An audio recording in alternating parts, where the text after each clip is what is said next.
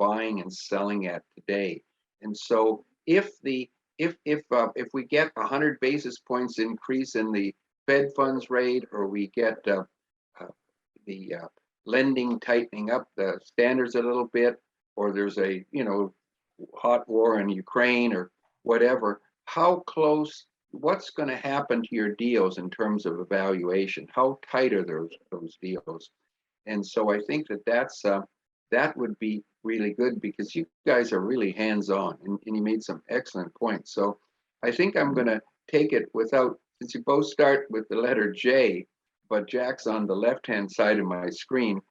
Jack, you've got a unique background I thought was fantastic. You grew up, you're living on a totally different side of Los Angeles, so maybe when I go home and see my guys, it's completely different on the east side than the west side. But you were a lawyer.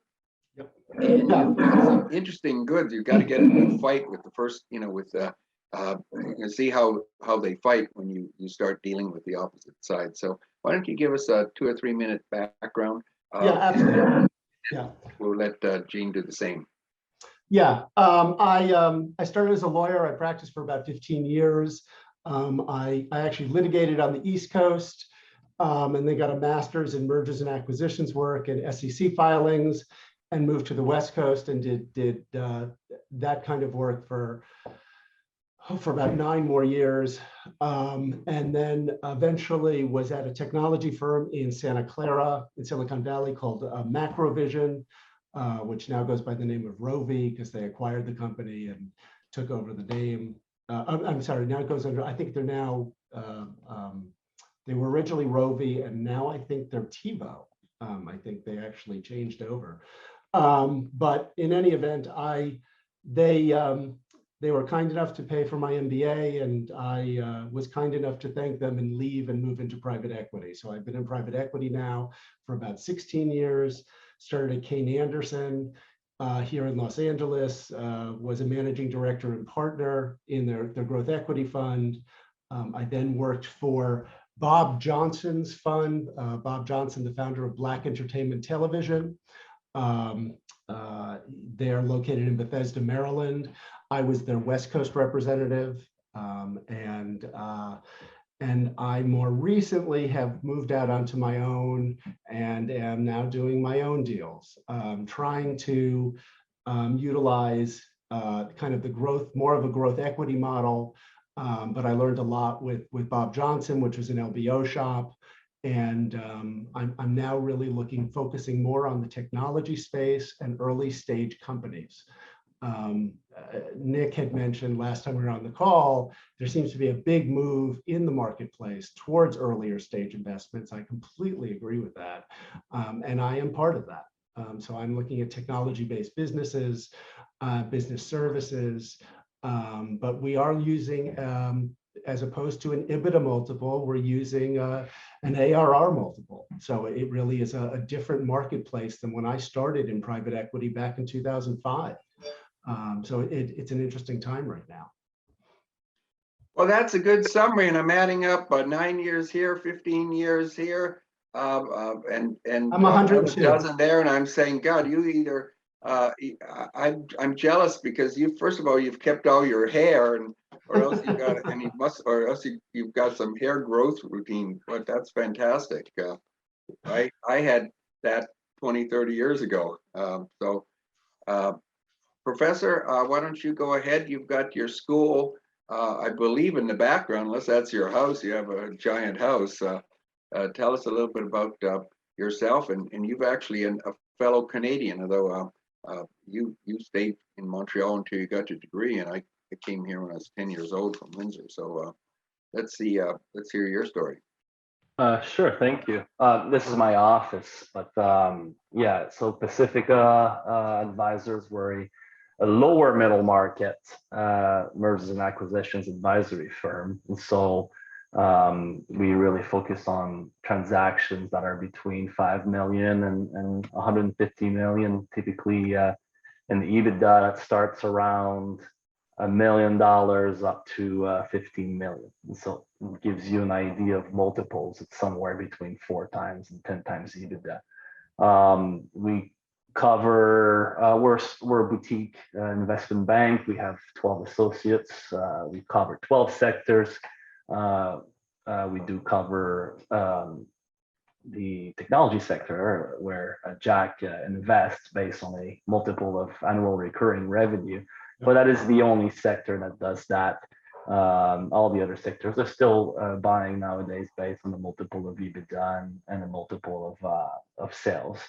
I started my career as an analyst and director and a chief investment officer for a multifamily ultra high net worth office composed of 3 families and $5 to $10 billion range, and managed their allocations to business and real estate, and did it on the co-GP basis, and moved from the principal side to the advisory side, which is somewhat counterintuitive because most people tend to do the opposite.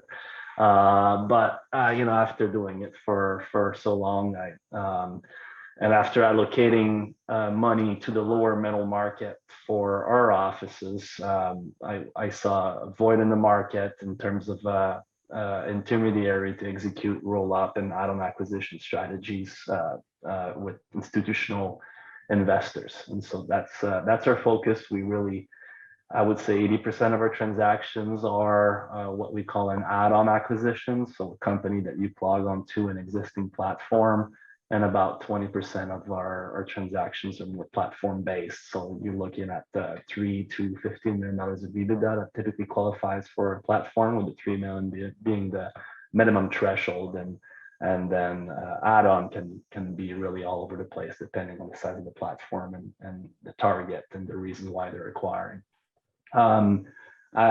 80% of our business is also in California, and about 20% is in Mexico. So we are a cross-border company. We have an office in Mexico City. My partner is Mexican from Mexico City. He worked at Blackstone, Soros Fund, and Brookfield, and then as an asset manager, and then we partner up together to start a business. So that's that's a high level overview. I think your first question, did you want us to answer? Let's well, as long as you're talking, Gene, why don't you start the first question, and we'll go back to Jack, and we'll rotate, sort of like college football at quarters.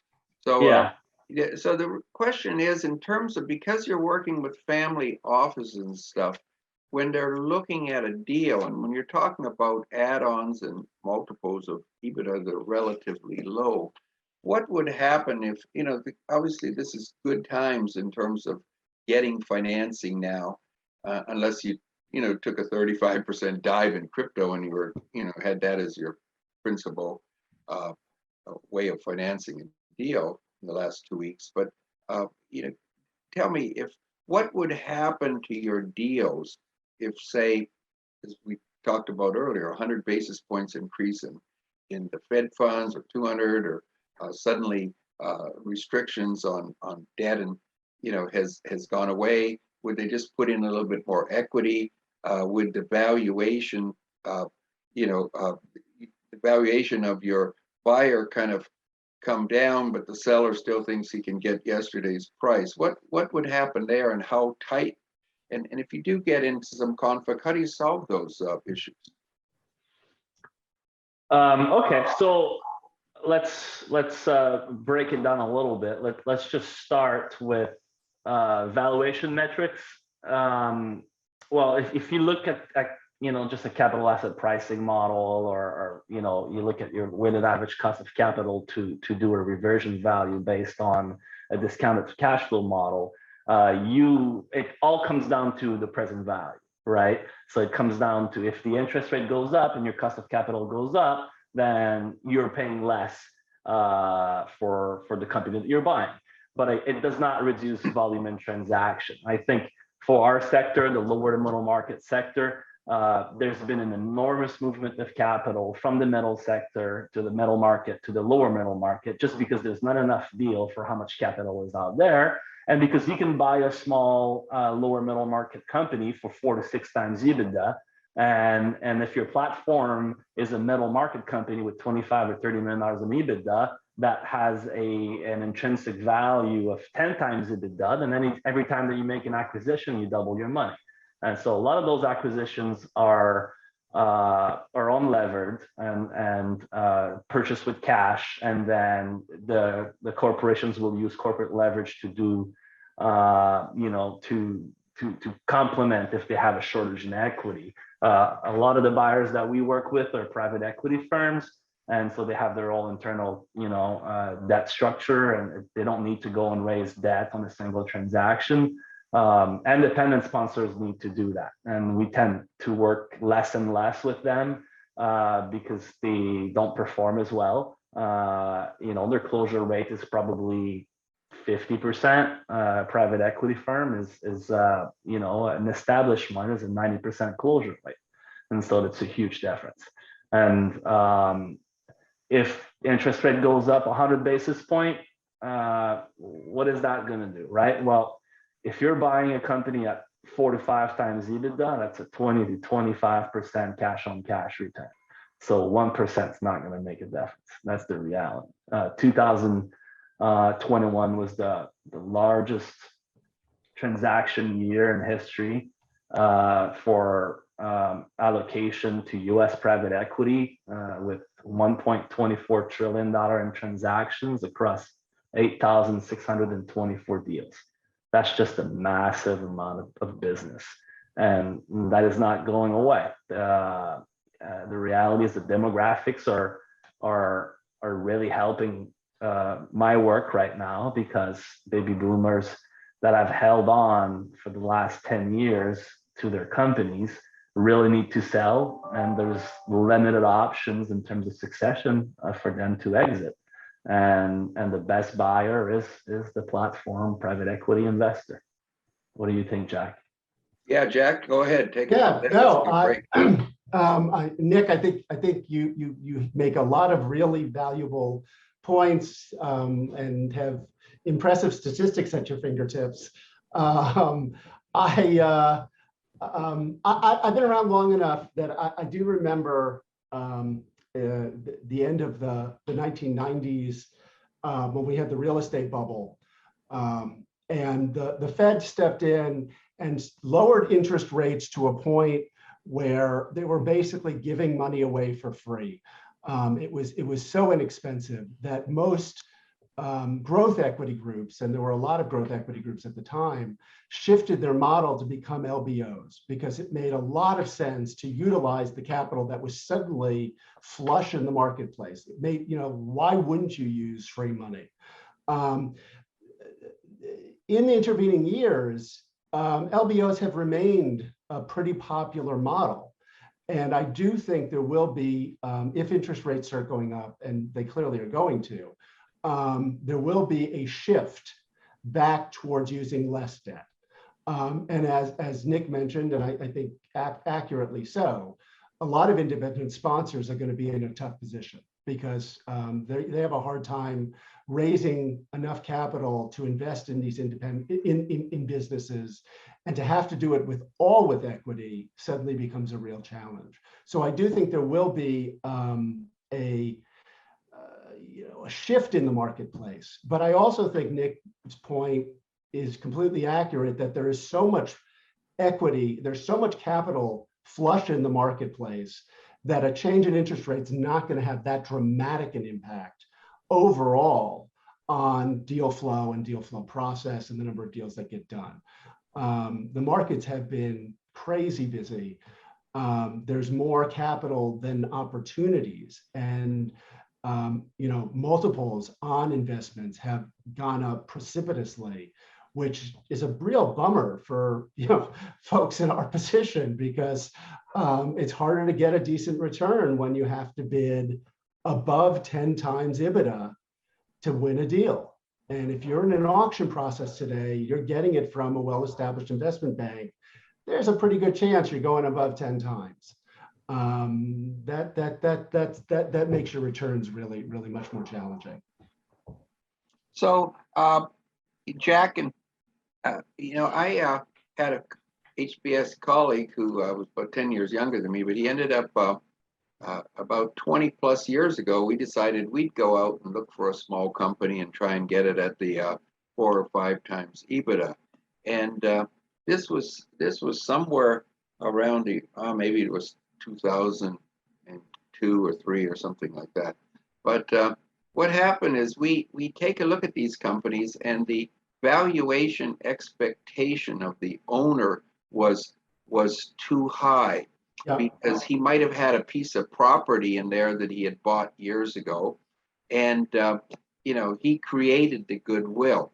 But let me bring up a different issue, because we were looking at crazy things in the area. One of them, we actually had the deal, and then the guy decided to sell it to his one of his VPs or whatever, his key employees have been there for 10 years. There's nothing wrong with that, obviously. But there was another one. We had some crazy thing. I think this guy was making high-end fish tanks for Asian restaurants. And so we're going around, and he's got his normal kind of, $1 million or some $500,000, whatever it was, in terms of net worth. And then we start taking a look at the books, and we're walking down, and he says, look, here's all my wood or whatever. And he said, that's $1 million worth of lumber there. And I says, I've been in Home Depot and stuff like that. You don't have $1 million of lumber. Maybe you have about 200,000, I bet, And so the guy says, what do you mean? He says, we're going to count it. Says, right now. We're going to count it right now.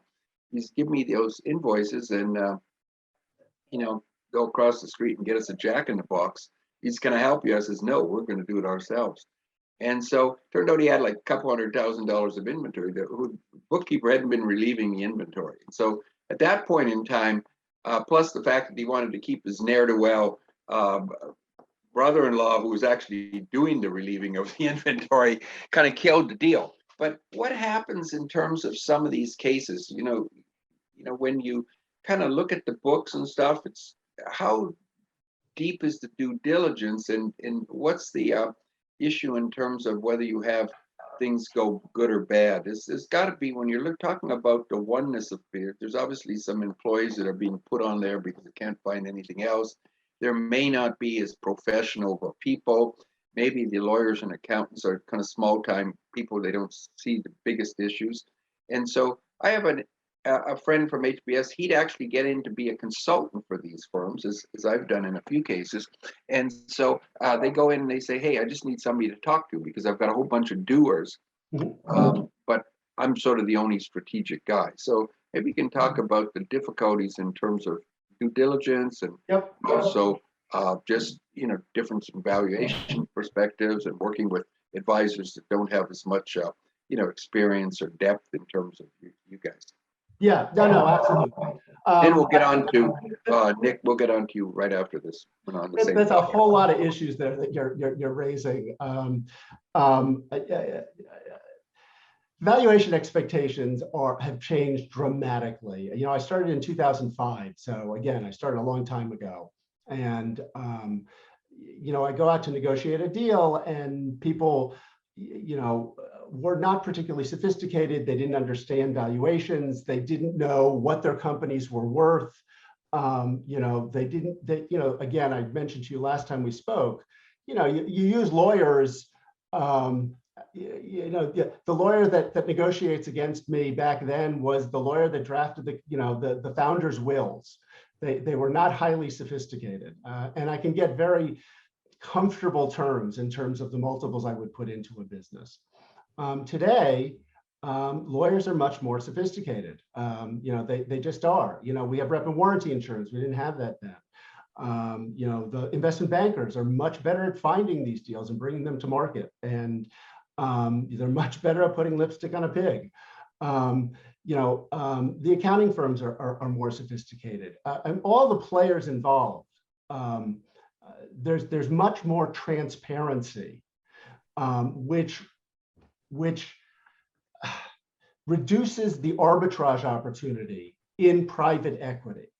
It's becoming a much more efficient market, which is not a great thing for investors in the marketplace, which is a shame. Do I still come across companies that are highly unsophisticated, that they're using QuickBooks, and the married couple and one of them is doing the accounting but really doesn't have an accounting degree and doesn't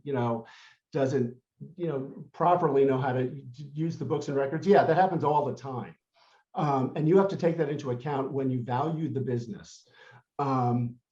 Frankly, those opportunities, they do provide valuation opportunities because there's little things that you can do to add value to those businesses, to bring on a CFO, to do inventory control, to better track logistics in the sales team.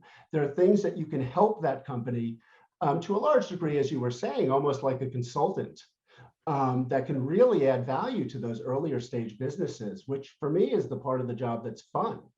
But in terms of the initial numbers I have to bid, or the offer that I make, I have to take those things into account, and I have to do my due diligence. And that's a lot of work to kind of drill down and make sure I'm counting every piece of lumber, that I do know what those numbers are. I had a deal, as an example, over this last year that was based in India, and I couldn't fly to India because of COVID.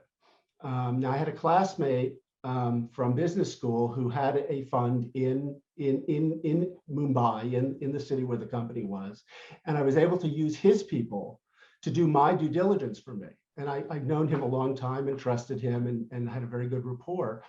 And at the 11th hour, really 2 weeks before signing documents, I found an issue with their IP that was, their intellectual property that was totally unanticipated. I really absolutely did not expect it. And I had to kill the deal. I had to walk away. It was the right thing to do, but it was a painful thing to do because I put a lot of time and effort and money into the opportunity. But if you're doing this right, you better be willing to walk away when you have a red flag. And this was too big a red flag for me to modify the terms that we were negotiating. And so ultimately, you do the right thing because I have investors and I want to make sure I'm doing right by them. It's not my money, it's other people's money. And I'm making sure that I'm a good caretaker of the money they've entrusted me with. So. Well, Will, why don't you respond briefly to my next comment, and then we'll just let Nick go and follow on. So in our pursuit of private equity deals, what I found is that we were two guys from HBS who, and my other friend was a little bit better because he married a fellow HBS person, and she was making a lot of money. She was a senior partner already at Deloitte and Touche, so that kind of helped out in the budget. I married my high school sweetheart, who was most popular girl in high school, but she was an art major, so it was completely different, taking care of the kids. So it was kind of a little bit different. But we tried to say when we were valuing him, we've got to put in only so much equity, but we had to at least make a return on our equity or make a salary, one of the two. And the deal economics, at least at that time, was that we couldn't make either. So we said, what are we doing here? And we had people, and this was the start of the internet. There was one that was a costume jewelry, charms or something, charm of the month, that how ladies will have something similar to the when they had Avon or those parties or whatever, and they put charms on. And the guy was making a decent amount of money. He was enjoying them. They were enjoying themselves by going to Italy to, write off the cost of a nice vacation in terms of a buying trip, or Hong Kong or wherever they bought them. But in the end, they said, look at this thing's worth a lot because the internet is coming in. So that must have been really around 2000 or so. And there's unlimited potential. And, we said, well, that's great for unlimited potential, but, hey, we're the guys going to create it, not you. So how do you get through completely different valuations, or you just, I think you alluded to that already. At some point in time, how long do you spend on a guy like that till you say, hey, this, we got to just move on? You know, I do believe in long-term relationships. I like developing rapport with founder owners early stage. If I think they are promising, if I think they have potential, if I think that there's something there. I sold a company a couple of years ago based in San Diego that did online lead generation for the insurance industry. I knew the founder. I kept in touch with him for 10 years. He would call me on a regular basis and ask for advice, and I was happy to give it. And after 10 years, he came to me and said, I'm ready to go to market. And I said, okay, send me your numbers. And I found him an investment banker. I found him, brought in a lawyer, and I worked with him and got him an exit, which sold, company sold for north of $60 million. But it was the fact that we'd gotten to know each other. We developed trusted relationship, and it was a joy working with him. I did the same thing with a company down in Long Beach that was a Microsoft reseller. Again, a company I was on, they asked me to sit on the board. I said, sure. I was on the board for about 7 years, and I sold them to Hitachi for north of 30 million. So I don't have problems saying no. If I think their valuations are inaccurate, if they're not appropriate for my needs, I'm going to say no. But that doesn't mean I can't provide advice and guidance and counsel. I'm always available. I like to be of help. And after a while, people get to know you, they trust you, they want to work with you, and that's basically how I. Okay, let's go ahead, Nicolas. Why don't you go ahead and follow up on that and add whatever else to the whole mix? Sure, yeah. Was that insurance company called Underground Elephant? Yeah? Yes, it was. Yeah, I know that deal very well. I know the owner too. Great. Small world. Well, the first thing to say is that size matters in transactions. Whether the company is small or big, the amount of work to go through the transaction is the same. Your legal fees are going to be somewhat similar, although larger transactions will have employment contracts, different compensations, or more complexity in them. But there's friction costs in every transaction.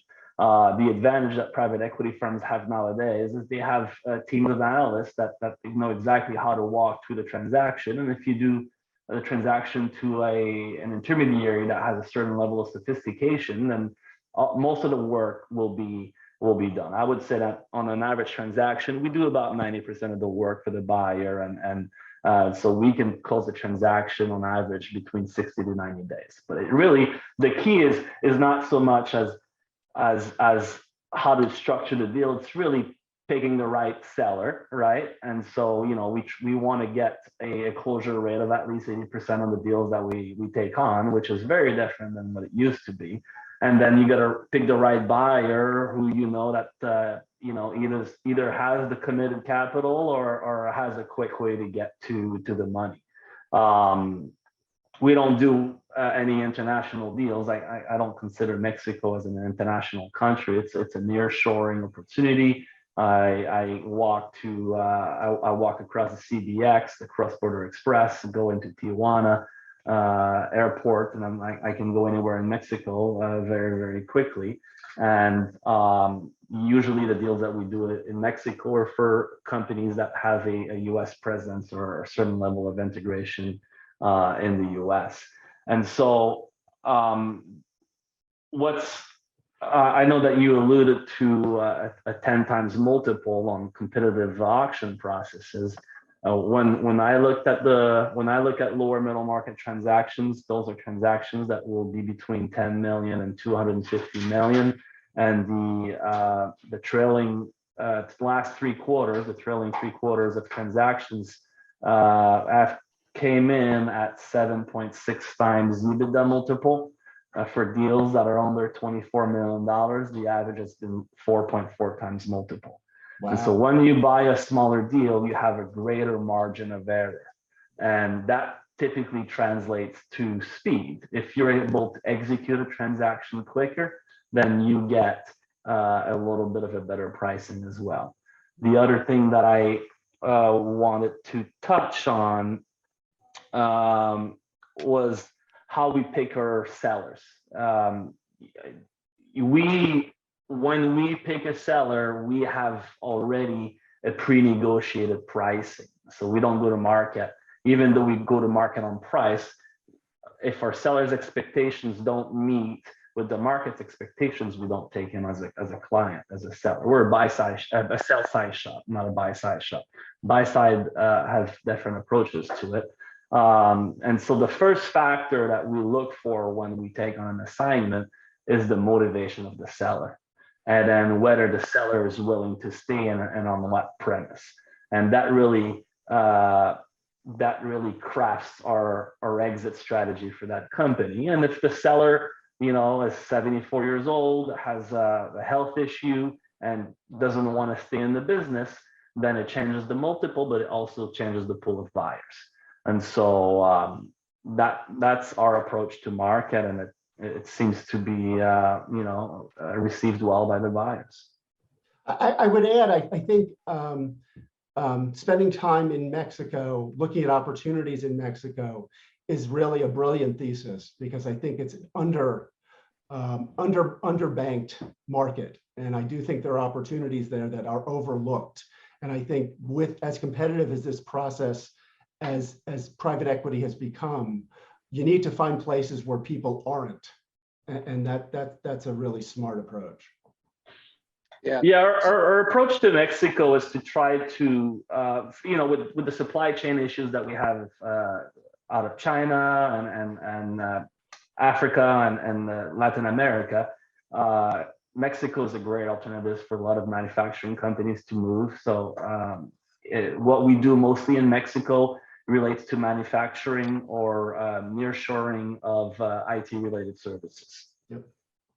So there's another trend here, and that is that you talked about the post-MBA 5 to 10 years out that has decided they want to buy a company at 4 to 6 times EBITDA. And you guys said, well, so it's 5 to 10 years post-MBA, but some of those people got 5 years experience before they got their MBA. And you said there were 3 issues. They were undercapitalized, they had limited knowledge, and they tended to be risk adverse. So let's just say that one of the panelists here said, boy, I want to do that. I'll take my, I want to buy something at 4 to 6, but they don't have that. They've got a little bit more capital. They've been around a little bit more, and they've got enough in the bank that they can be more. What would be the advice to them? And what would you say if they're going to go after something, but now they got a little bit more robustness and worldly experience and stuff? What would be your advice? I guess we'll go ahead with Nick first, and then Jack. Yeah, sure. So what you're referring to, we call in the private equity market search funds. Search funds Right, are typically exactly. Operators that have worked for a Fortune 5,000 company for 5 to 7 years. Then they go into an MBA. Typically, it's Cornell, Wharton, Stanford, Penn State, and USC. And there's a couple of MBAs that have those strategies. And they are operators. Typically, they're backed by private equity firms or high net worth investors. The solution to them is OPM, other people's money. I've done, as a general partner in the past and a principal, I always use other people's money. So I OPM to my teeth, right? So I'll go and find an LP. They'll bring in 80 to 90% of the capital. Then I'll commingle my GPPs by other people's money, usually high net worth investors, kind of a less institutional profile. And so they have the ability to do the same thing. And that college education, that MBA teaches them how to do it. And there's co-GP partners and sponsors that are part of those programs that want to invest in operators. One of the biggest issue if when you buy those lower middle market companies is the lack of succession from the principals, from the operators, Right. and them wanting to transition out of operating the business. And search funds are great partners for family offices and high net worth investors, because they'll do the work for you, and you can sit back and as an LP and do what you're good at, which is allocating capital. Okay, Jack, you're not in exactly the same business. I think Nick has a little bit different, but Yeah. any comments on that? Yeah, no. I'm not competing directly against those folks because I tend to invest in companies that the management team remains. I'm not putting myself in, I'm not putting in other experts. So, I do think there's a market for it, a need for those kind of people that have real hands-on experience and the MBA, and that have been backed and financed by family offices or private equity groups that come in and take over, run businesses. I think it's an interesting model. It does not always work. Sometimes the people that come in, they don't know where the skeletons are buried, or they don't have the exact fit skill set for the job that's required. But I do think it's an interesting opportunity for investors, for family offices to play in. Okay, so that's great. I think now, since we are seems like everybody else is joining the groups, I think we have time for maybe some final comments. Go ahead, Jack. Why don't you give? I see we've got about 5 minutes or so. Why don't you go ahead with a couple minutes of final comments, your life experience in this whole business, and what wisdom you could impart. I think the big issue for me is the biggest issue is there's too many of us in the marketplace right now, which sucks. There's too much competition, finding too few deals. I find that discouraging, but I love the work. It's a perfect fit for my skill set. I really enjoy working with early stage businesses and helping them grow and grow faster and helping sell them. It's a hell of a lot of fun and can be very lucrative if you know what you're doing. And so I've been very fortunate in my career where I've had an opportunity to learn a lot and to do a lot of this stuff. So I'm keeping at it, and it's a good industry. You meet a lot of really terrific, well-educated people who are working hard and trying to make a difference, and I'm proud to be part of it. So do you help them in terms of their allocation, in terms of the guy says, hey, I want to put a little bit more into real estate. Maybe I've got some opportunity zones I want to put in. We have a guy that usually appears on these, though he's not this time. Alan Schneider says, hey, how about putting some into art lending because it's completely non-correlated. So do you help them with that, or is it really they've already decided to make a purchase and you're just really implementing that? I help in the blocking and tackling in the business itself. So I will interview all of the salespeople and get a better sense of their sales process and how they're rewarding the sales team.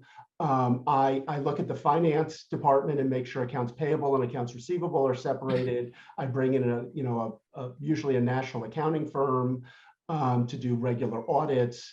I help review the marketing. I review all the vendor contracts. I review the insurance policies. I go in and roll up my sleeves and help tune them up, and then spend every quarter meeting with them, usually getting monthly financials, sometimes weekly financials, and kind of talking to the founder owner on a regular basis about how long we're going to be in this and when we're getting out, and how do we get from point A to point B so that we can have a positive exit for everyone involved. I like to be a minority investor. I like the founder owner to have a majority stake in the business, which is still somewhat unusual today. But I think it aligns our interests better because it's their company and I'm working with them to help them to get an exit. So it's kind of. And do you stay on post? You stay on post as an advisor of some sort? I have on occasion, but generally I don't. If the company wants me on, they have to, find a way to, to continue to pay me something. But for the most part, I usually move on. Okay, so you don't just go there because they have a nice espresso machine or, lunch sandwiches or something. Okay. Yeah. Gary, got to move on. Can we get to the Okay. last- Final thoughts, Nick. Final thoughts on the comments of your life experiences in 1 minute or 2 minutes in terms of what wisdom you can impart to the next panel. Yeah, sure. I can give you 2 quick lines. I can say that there's a big overhang of private equity capital and corporate cash out there, that the lower middle market is seeing a greater allocation of capital in terms of bucket of money for alternative assets. And I think that will continue for the next 5 to 10 years. I can say that the companies that have survived COVID, that show the resiliency, have improved the margins from 11 to 13% on average. Usually through a reduction of capex and more restrictive budgetary policies.